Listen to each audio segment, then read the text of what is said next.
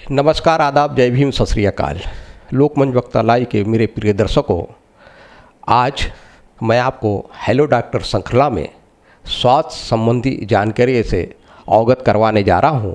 मेरे साथ इस वक्त बने हैं डॉक्टर कालिदास परशुरामकर जी, जो विशेषकर आज निसंतान दंपतियों को संतान सुख की प्राप्ति कैसी हो सकती है, इस बारे में विस्तार से बताएंगे। तो डॉक्टर साहब, आपका स्वागत है लोकमंच वक्तालाई में। आप ये बताइए कि अभी बीच में कुछ दिन पूर्व आप घाना गए थे, अफ्रीका कंट्रीज़ में, तो ऐसी क्या बात आ गई थी कि आपको घाना में बुलाया गया था स्पेशल, और वहाँ गए थे? क्या टेस्ट ट्यूब बेबी प्रक्रिया जो है वो घाना में भी काफ़ी प्रचलित है? इसके बारे में थोड़ा सा हमारे दर्शकों को। बेसिकली धीरे धीरे पूरे दुनिया में इनफर्टिलिटी बढ़ती जा रही है और ये टेस्ट ट्यूब बेबी की शुरुआत 1978 में वर्ल्ड में सबसे पहले हुई और इंडिया ये दूसरा देश था जो 1978 में जहाँ पे टेस्ट ट्यूब बेबी हुआ था, उसके बाद से ये शुरू हुआ। तो धीरे धीरे करते करते हम लोग ये टेस्ट ट्यूब बेबी के इसमें काफ़ी प्रोग्रेस हुआ और ये लोगों में इनफर्टिलिटी का प्रॉब्लम भी बढ़ता रहा और उसके साथ साथ में ये ट्रीटमेंट में एडवांसमेंट भी होता रहा। इंडिया में काफ़ी अच्छा प्रोग्रेस है इसमें इनफर्टिलिटी के ट्रीटमेंट में और दुर्भाग्य से दिन ब दिन पेशेंट्स भी बढ़ रहे हैं। पेशेंट जैसे इंडिया में बढ़ रहे, पूरी दुनिया में भी उसकी तादाद बढ़ रही है। तो जैसे यहाँ प्रॉब्लम है वैसे दक्षिण अफ्रीकन कंट्रीज़ में भी प्रॉब्लम है, तो वैसे ही प्रॉब्लम घाना में भी है। तो जैसे हमारे यहाँ इनफर्टिलिटी के ट्रीटमेंट शुरू हुए वैसे ही वहाँ पर भी शुरू हुए, लेकिन वहाँ पर स्किल और टेक्नोलॉजी अभी भी अफ्रीकन कंट्रीज़ में उतना डेवलप नहीं है, जबकि हम इंडियन लोग उनसे कहीं ज़्यादा आगे हैं। तो वो इसीलिए वहाँ पर स्किल और नॉलेज के लिए या सिखाने के लिए या सीखने के लिए वो लोग इंडियन डॉक्टर्स को इनवाइट करते हैं। तो वैसे ही मुझे घाना में जिन दंपतियों को बच्चे नहीं होते थे, उनके गर्भाशय में कुछ प्रॉब्लम्स रहते थे, तो वो गर्भाशय के अंदर में जो ऑपरेट करना होता है तो उसके लिए मुझे उन लोगों ने इनवाइट किया था। तो मैंने वहाँ जाके उन लोगों को सिखाया भी और जो पेशेंट्स थे उन लोगों को ऑपरेट भी किया ताकि वो निसंतान से संतान वाले दंपति बन सके। अच्छा डॉक्टर साहब, सवाल ये है कि जो इनफर्टिलिटी की जो समस्या जो आ रही, जो बांझपन की जो समस्या आ रही है वर्तमान दौर में, इसके पीछे का कारण क्या है?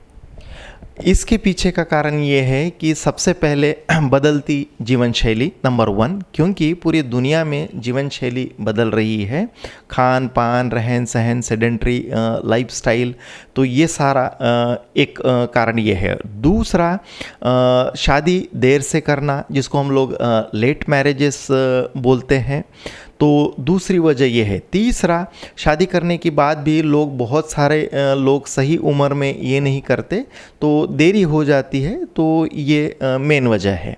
तो सबसे पहले जीवन शैली और दूसरा लाइफस्टाइल के कारण ही देर से शादी करना। अच्छा, ये बताइए, वर्तमान दौर में जो टेस्ट ट्यूब बेबी प्रक्रिया जो चल रही है, क्या समाज इसको अपना रहा है? विशेषकर भारत की मैं बात कर रहा हूँ, क्योंकि भारत जो है एक धार्मिक कंट्रीज़ के नाम से जाना जाता है, जहाँ पे पहले जो रहता था नेचर से जो अगर से इशू जो होता था दंपति को, नवदंपति को, तो वो माना जाता था। लेकिन टेस्ट ट्यूब बेबी बोलो तो एक आर्टिफिशियल जैसा हो गया। तो क्या इसको अपनाने में कहीं कोई दिक्कत हुई थी? या ये भी बताइए हमको कि टेस्ट ट्यूब बेबी प्रक्रिया हमारे भारत में कब से चालू हुई है?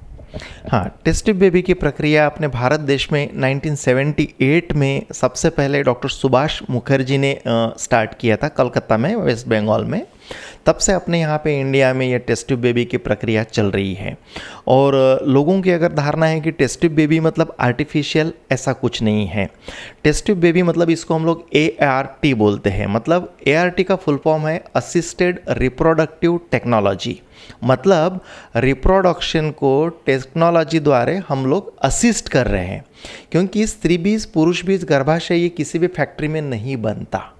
तो इसीलिए कुछ वजह से होती है कि जैसे किसी की गर्भनलिकाओं में अवरोधक होते हैं, किसी में शुक्राणुओं की कमी होती है, किसी स्त्रियों में बीजों की कमी होती है, तो इसलिए वो लोग नेचुरली कंसीव नहीं कर पाते हैं। तो इन लोगों को एक असिस्टेंस की ज़रूरत पड़ती है।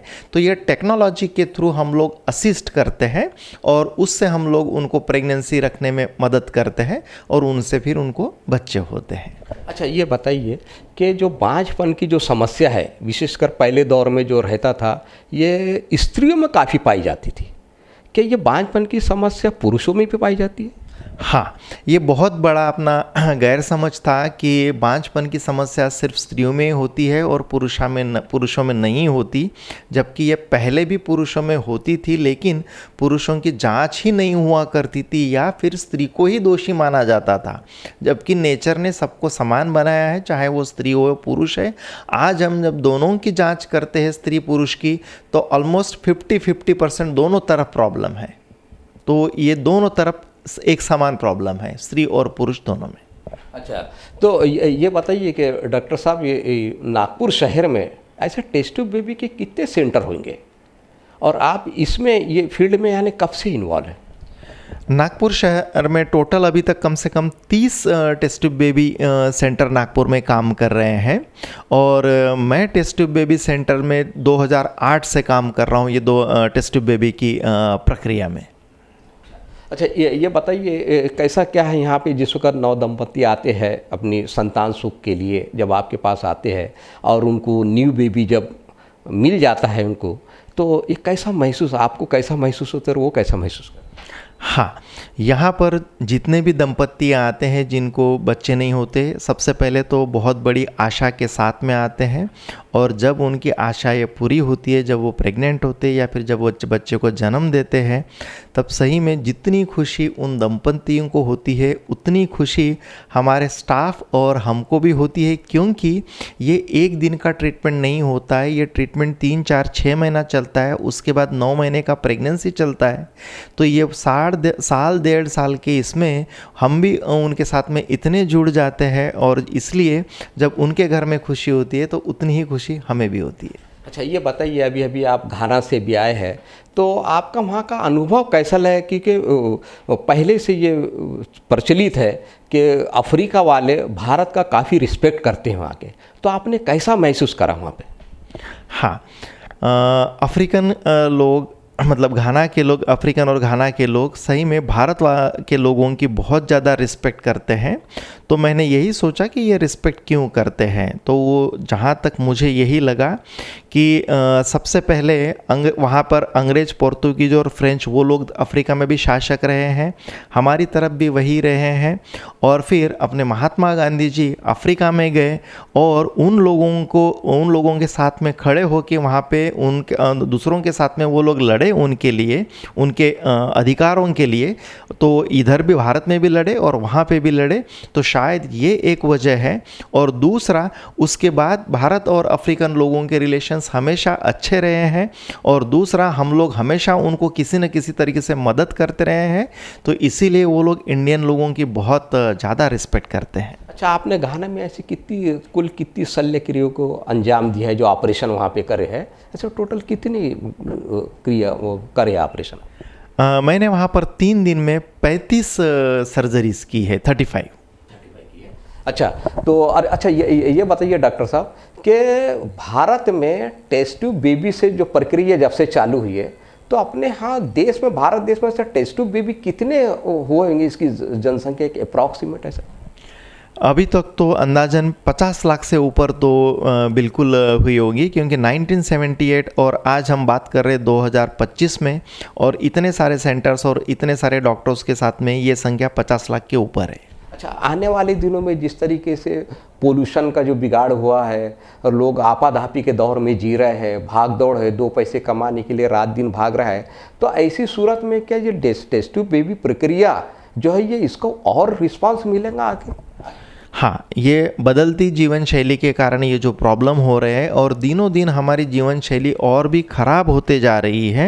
मतलब चाहे हम फूड की बात करें, पानी की बात करें, हवा की बात करें, जो भी है, रासायनिक प्रक्रिया वाले खाने की चीज़ें आ गई है, सेडेंट्री लाइफस्टाइल आ गई है, तो इन सारी चीज़ों से ये प्रॉब्लम बढ़ने ही वाली है। और जब प्रॉब्लम बढ़ेगी तो उसका सोल्यूशन भी बढ़ेगा, तो इसलिए इनफर्टिलिटी भी बढ़ेगा, और उस साथ साथ में IVF सेंटर और उसमें काम करने वाले लोग भी बढ़ेंगे। अच्छा, आखिरी सवाल ये है कि जो बांझ दंपत्ति रहते, जो संतान सुख प्राप्ति के लिए इधर इधर भागते हैं, कई मुस्लिम दंपत्ति दरगाहों पे, कई इस पे जाते, नॉन मुस्लिम दंपत्ति जो रहते हैं ये मंदिरों में जाते हैं, कहीं जड़ी बूटियाँ यूज़ करते, बहुत सारी दवाएं करते हैं, संतान सुख के लिए सब कुछ करते हैं।